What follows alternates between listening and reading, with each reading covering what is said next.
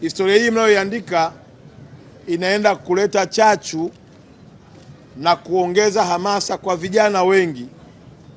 kwa kuona mchezo wa kikapu au mpira wa basketball si tena mchezo wa watoto wa matajiri tu, si tena mchezo wa watu kujiburudisha na kujinufaisha, bali ni mchezo unaojenga uchumi na kubadilisha taswira za familia zetu kwa watu wenye vipaji. Nendeni mkijua ya kwamba Tanzania inawadai ushindi, inawadai rekodi njema, inawadai historia itakayobeba vizazi vinavyokuja. Ni matumaini yetu kama wizara, mafanikio mtakayoyapata yawe chachu ya kuwafanya watu wengine wajitokeze kuanzisha timu nyingi za basketball, ili tuwe na ligi kubwa yenye ushindani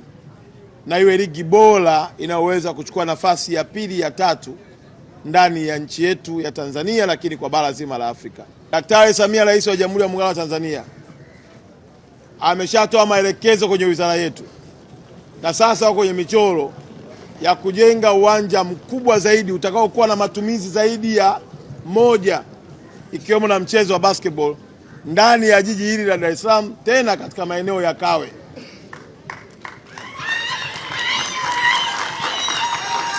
Kwa hiyo nendeni mkijua ya kwamba Tanzania inawategemea, lakini mkijua kwamba serikali ya Rais Samia ambaye ndio amekuwa mchezaji namba moja, mmeona namna alivyoongeza morali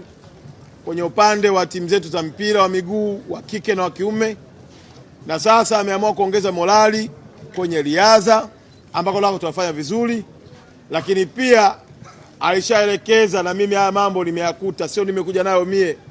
nimekuta tayari wenzangu wameshaanza mkakati wa kujenga